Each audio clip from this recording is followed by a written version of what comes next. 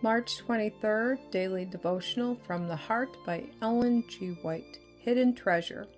He who hears my word and believes in him who sent me has everlasting life, and shall not come into judgment, but is passed from death into life. John chapter 5, verse 24.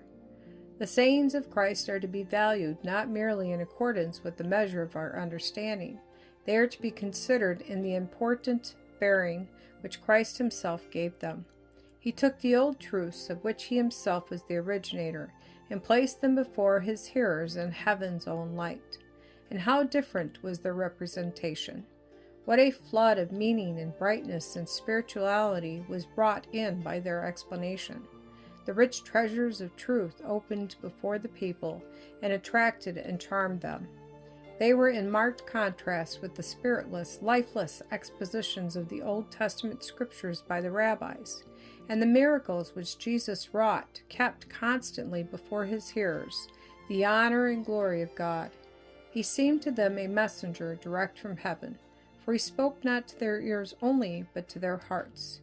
As he stood forth in humility, yet in dignity and majesty, as one born to command, a power tended him.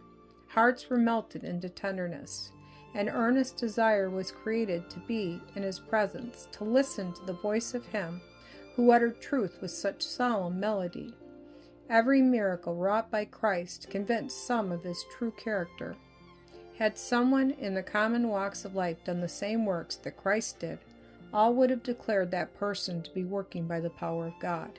But there were those who did not receive the light of heaven, and they set themselves more determinately against this evidence.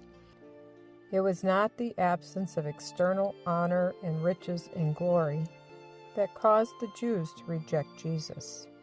The Sun of Righteousness, shining amid the moral darkness in such distinct rays, revealed the contrast between sin and holiness, purity and defilement, and such light was not welcome to them.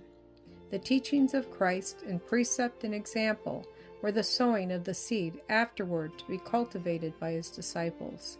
The testimony of these fishermen was to be referred to as the highest authority by all the nations of the world.